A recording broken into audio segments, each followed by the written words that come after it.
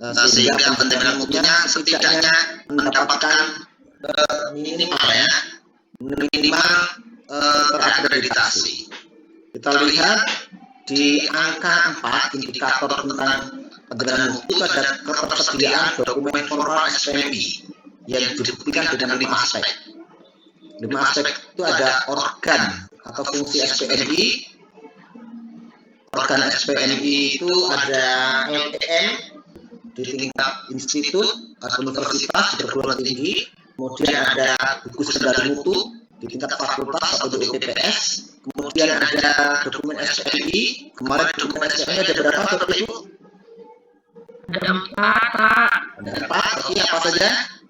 Kebijakan formulir. Standar dan formulir. Oke, kemudian ada auditor internal. Oke. Auditor internal jumlahnya berapa Bapak Ibu minimal?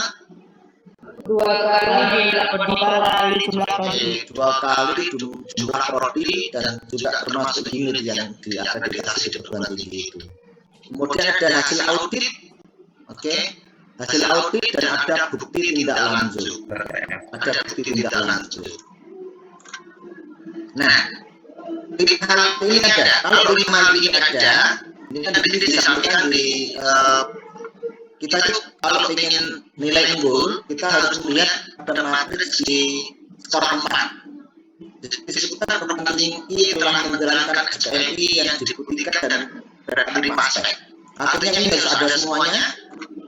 Memiliki standar yang melampaui SNDT, ada IKT, indikator kinerja tambahan, yang membuat daya saing internasional dengan kuantitas dan kualitas yang signifikan dan efektif untuk menumbuh kembangkan budaya mutu, serta menerapkan inovasi SPM seperti audit berbasis risiko. Oke, audit berbasis risiko. Bapak Ibu yang saya hormati, formulir-formulir yang sudah kami sampaikan di praktik di pelatihan auditor kami pada kali ini yang disampaikan oleh Devsu itu sebenarnya sudah berbasis risiko semua Bapak Ibu. Jadi formulir-formulirnya kelompoknya sudah berdasarkan pada itu. Kemudian di bagian B terkait dengan penjaminan mutu Bapak Ibu, ini ada ketersediaan bukti yang sahih terkait praktik baik pengembangan budaya mutu di perguruan tinggi melalui rapat tinjauan manajemen. Jadi tertulis di sini rapat tinjauan manajemen. Artinya harus ada bukti yang sahih terkait dengan praktik penjaminan mutu, budaya mutu yang itu buktinya adalah rapat tinjauan manajemen. Rapat tinjauan manajemen, di mana rapat tinjauan manajemen itu pembahasannya meliputi unsur-unsur ini 1 sampai dengan 7. Oke. Nah, jadi untuk dapat skor 4, perguruan tinggi memiliki bukti yang sahih terkait praktik baik pengembangan budaya mutu di perguruan tinggi melalui RPM yang mengagendakan pembahasan 7 unsur. Oke. Ada agenda 7 unsur ini. Pertama, hasil audit internal. Jadi pentingnya Bapak Ibu untuk punya formulir tadi yang disampaikan, form 1, 2, 3, 4, 5 dan seterusnya. Kemudian ada umpan balik, ada kinerja proses dan kesesuaian produk, status tindakan pencegahan dan perbaikan, kemudian tindak lanjut dari RPM sebelumnya selalu akan diminta ini, kemudian perubahan yang dapat mempengaruhi sistem penjaminan mutu dan rekomendasi untuk peningkatan. Ya, nanti akan kita sampaikan poin-poin ini di slide sebelumnya. Artinya, Bapak Ibu, kenapa kalau kita harus membahas tentang RPM? Karena RPM itu menjadi bagian yang penting supaya perguruan tinggi Bapak Ibu jika diakreditasi itu minimal memenuhi standar untuk bisa terakreditasi. Jadi itu penting. Apalagi kalau sudah punya cita-cita unggul, yaitu Metro sudah dapat peringkat B misalnya, ingin dapat unggul, maka salah satu syaratnya adalah terkait dengan penerimaan mutu.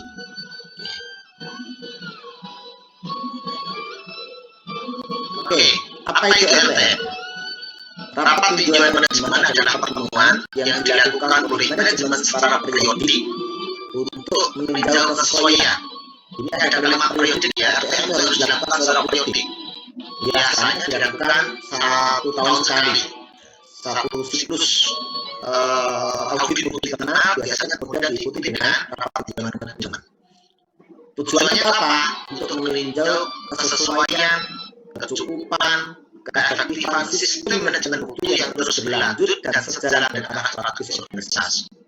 Jadi ini perlunya RTM, kita cek apakah sudah sesuai standar, apakah tingkat kecukupannya sudah terpenuhi, apakah manajemen mutunya berjalan secara efektif, berkelanjutan, dan benar-benar punya tujuan untuk mencapai visi misinya perguruan tinggi. Oke. Tujuannya ini ada level. Apakah sistem manajemen mutu sesuai dengan tujuan yang diinginkan? Apakah sudah sesuai apa belum dengan tujuan yang diinginkan? Salah satu ciri khasnya Metro itu kan eco entrepreneurship ya. Itu uangnya depan TV itu hampir ada di semua prodi. Jadi dari tingkat institut sampai di tingkat fakultas, prodi semuanya pakai kata-kata ini. Eco entrepreneurship kalau tidak salah begitu ya. Socio eco entrepreneurship. Oke. Apakah sistem manajemen itu sudah sesuai dengan tujuan itu?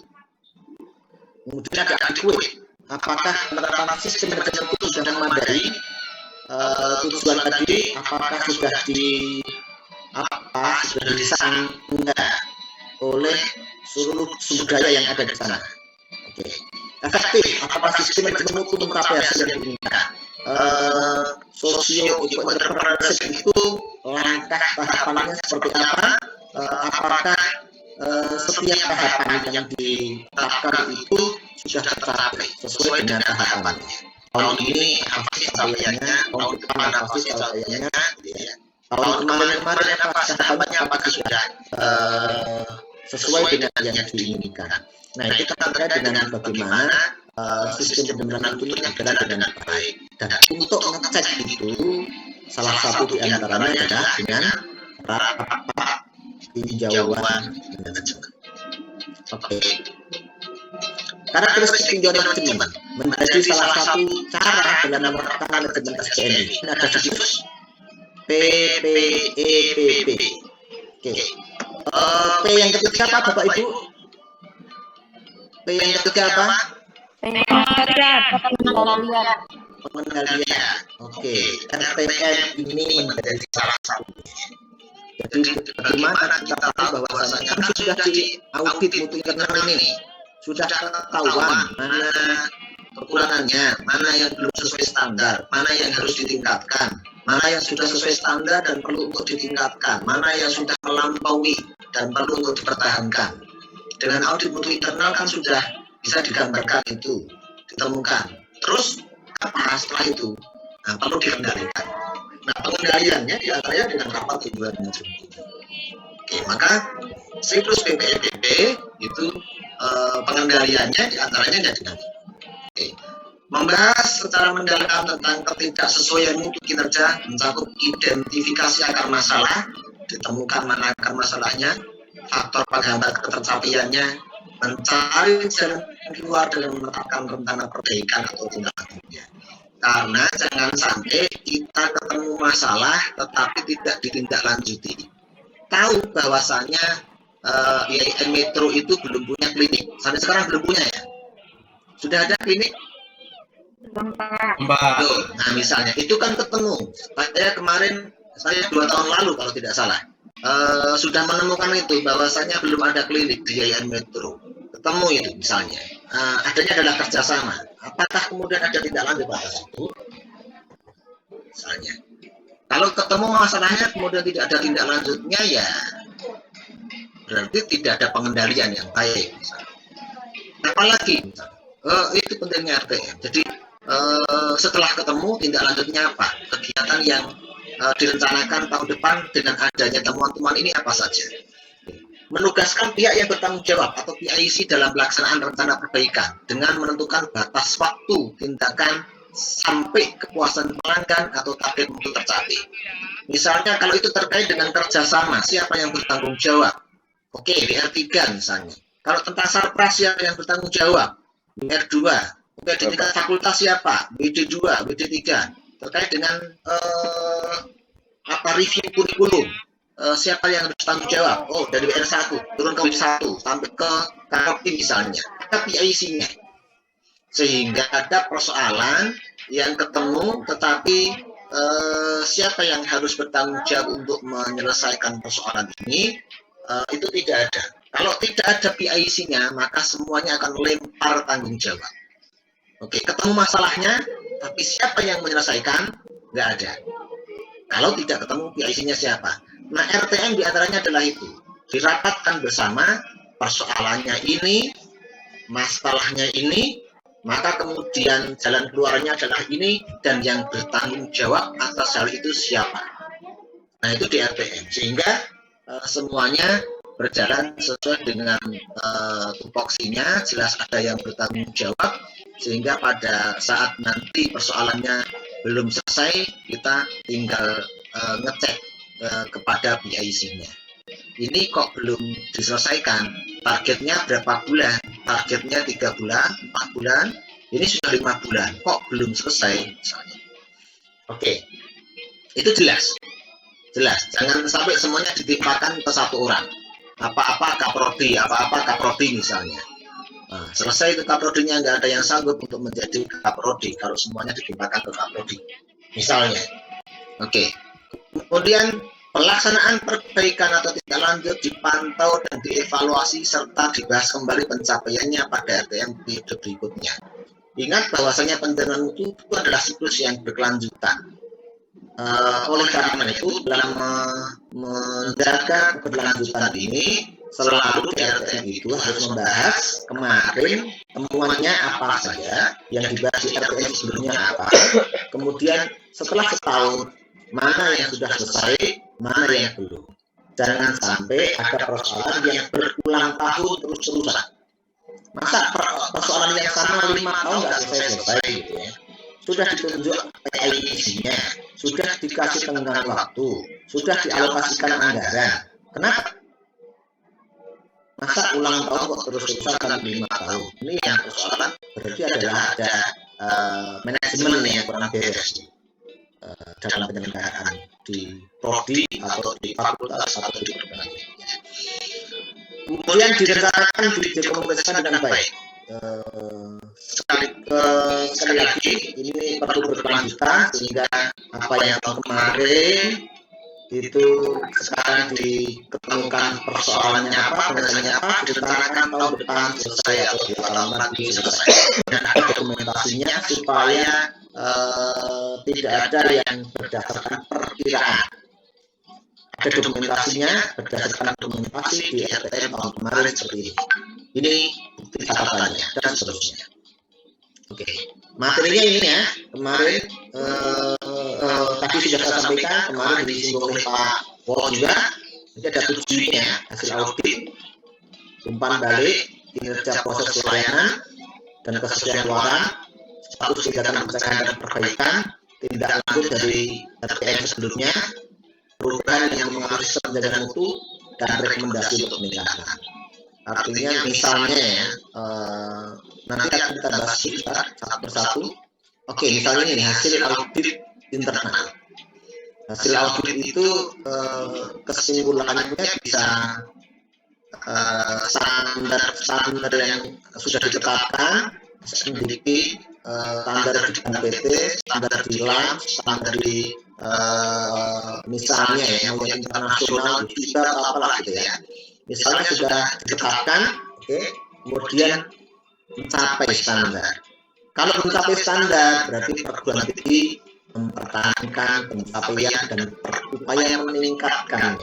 Kalau standarnya tercapai, pertahankan, tingkatkan. Atau yang kedua, hasil auditnya mengatakan melampaui standar. Tadi misalnya di prodi mana ya, akuntansi syariah misalnya, punyanya Bu siapa?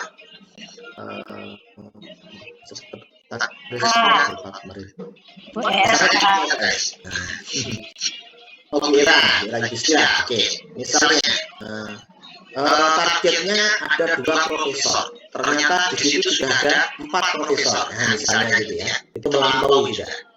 Oke, maka apa yang dilakukan oleh perguruan tinggi? Mempertahankan pelampauan dan berupaya lebih meningkatkan lagi.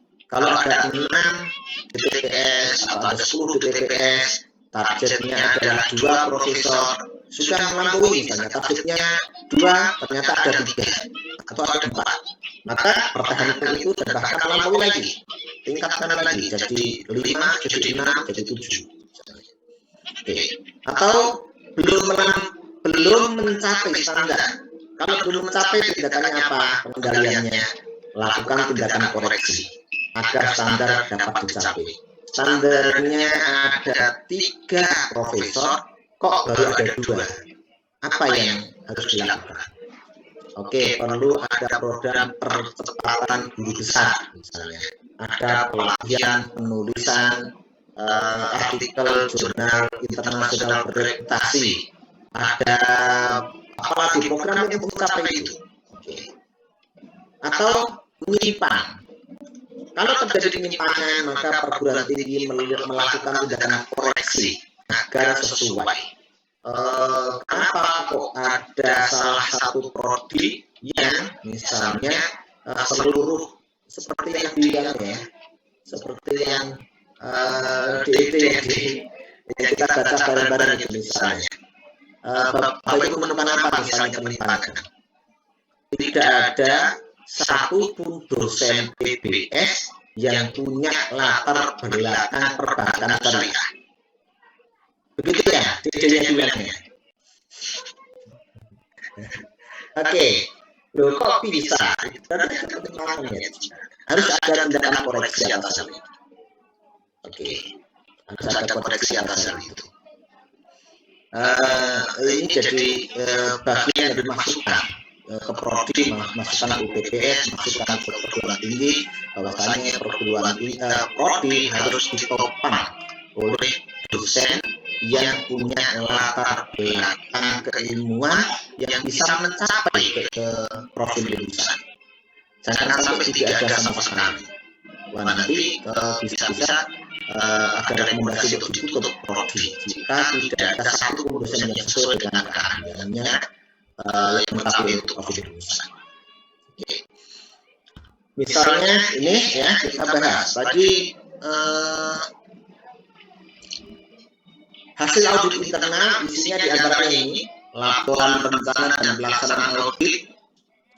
Jadi di APR kayaknya nanti akan diingatkan oleh Mas Edi, hasil audit hasil AMI itu diantaranya adalah laporan AMI, laporan rencana dan pelaksanaan audit, laporan nama auditor dan auditi, jumlah temuan per auditi. Tadi Bapak Ibu sudah dipraktek ya, dipraktek di penutupan tadi sudah disampaikan kelompok A berapa temuannya, kelompok B berapa, dan sudah dikompilasi itu jadi temuan di satu prodi.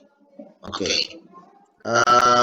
Temuan per auditi, kalau prodi PBS temuannya segini, prodi AKS berapa, prodi PAI berapa, prodi ekonomi syariah berapa, dan seterusnya.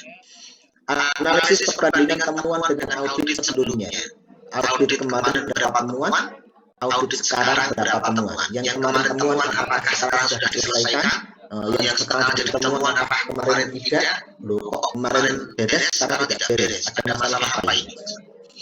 Kemudian rekomendasi dari auditor, data-data lain yang mendukung. Nah, ini laporan audit internal mencakup ini semuanya. Kemudian umpan balik diantaranya adalah survei kepuasan. Nah, kepuasan ini kalau di KTT di 9 kriteria dan juga di dalam rata-rata ini ya, Bapak Ibu harus sering-sering membuat survei ya, survei kepuasan. 1, kepuasan layanan manajemen terhadap pemangku kepentingan. Mahasiswa, dosen, teknik, perusahaan, pengguna, mitra, apakah puas? Jadi bukan hanya mahasiswa ya, bukan hanya lulusan, dosen juga harus survei. apakah dosen puas dengan layanan rektor, wakil rektor, dengan layanannya dekan wakil dekan, dengan layanannya prodi, kaprodi, sekprodi, puas nggak gitu. Teknik juga seperti itu, apakah mereka peningkatan angkatnya normal atau terhambat gitu. Kenapa terhambat? Puas nggak mereka dengan layanan manajemen? Baru kemudian kedua, kepuasan mahasiswa terhadap kemahasiswaan. Ini penting karena stakeholder utama kita itu mahasiswa. Baru kemudian pengguna lulusan, alumni.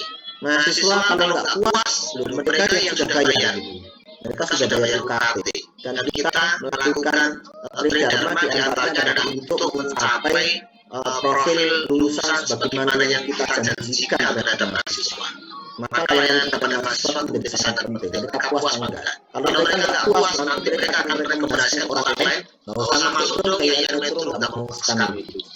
Tapi kalau mahasiswa puas, maka akan ada masuk dong sana ke IAIN Metro.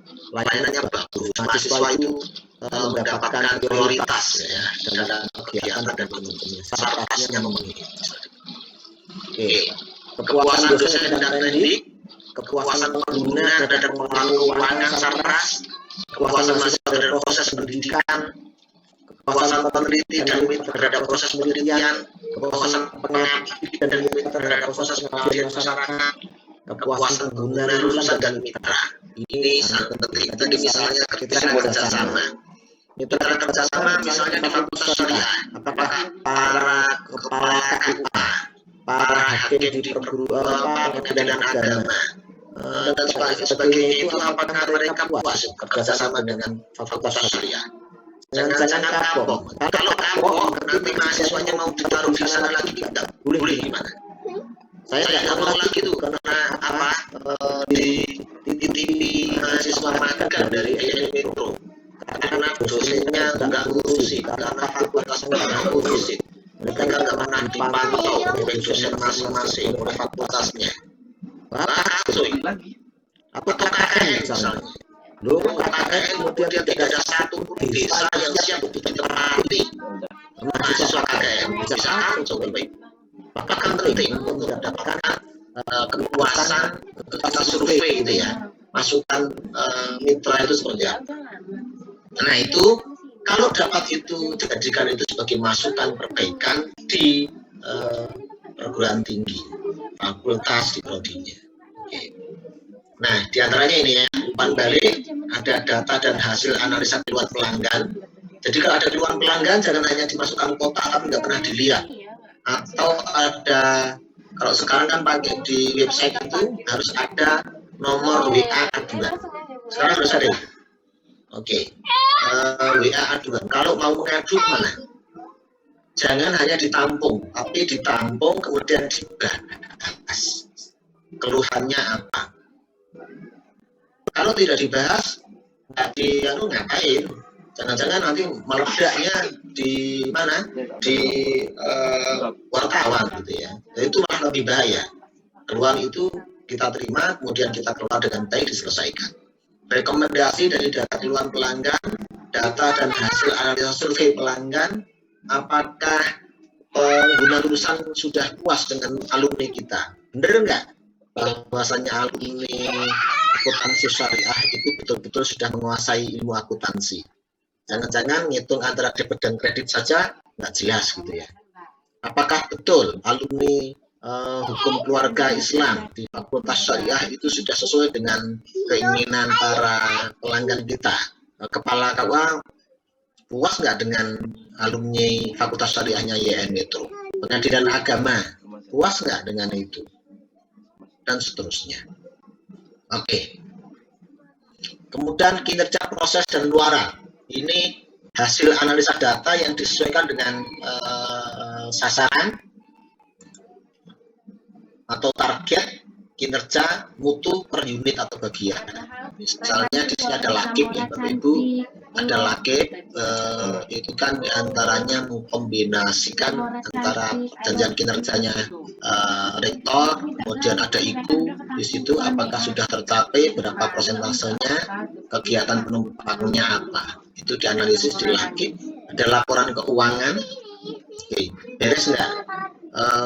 Jangan-jangan ini mumpung mana ya di Lampung ya, jangan-jangan nanti muncul seperti yang ada di Unila itu, nanti jadi kasus besar gitu. Oke, laporan tracer study. Oke, laporan tracer study, apakah pengguna kita, apakah alumni kita atau mahasiswa kita benar-benar terpakai oleh pasar, diterima pasar enggak, banyak yang nganggur atau banyak yang kerja, kalau kerja sesuai enggak dengan kompetensinya. Jangan-jangan alumni akuntansi syariah semuanya malah jadi guru. Ini lulusan akuntansi syariah atau lulusan PAI gitu ya. Kok jadinya 80% guru misalnya. Oke, ada yang nggak beres ini misalnya. Oke. Dan lain-lain. Kemudian cek juga di RTM itu tentang status tindakan koreksi, jumlah temuan dan tindakan koreksi serta perbaikan. Di antaranya adalah pelaksanaan prosedur tindakan koreksi dan perbaikan yang dilakukan sehari-hari, bisa mingguan, bisa bulanan. Hasil audit yang dilakukan secara internal. Jadi tindakan koreksi yang pernah dilakukan itu sampai di mana sih? Tadi saya sampaikan ditindaklanjuti apa enggak? Ada program penopangnya enggak? Jangan-jangan dibahas di rapat tinjauan manajemen, tetap tidak pernah dianggarkan kegiatannya di tahun depan. Nah terus ngapain gitu? Berarti nggak diapa-apakan dong. Jadi di RTM ini kalau sudah ada kegiatan sebagai tindak lanjut, maka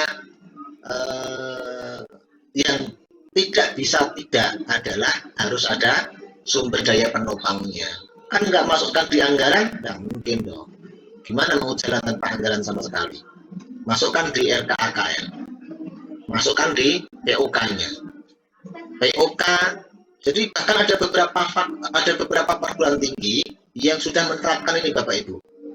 Setiap kegiatan yang dilaksanakan atau direncanakan sebagai tindak lanjut temuan audit mutu internal, sebagai tindak lanjut pembahasan di RTM, maka perencanaan tidak boleh nolak, harus dianggarkan.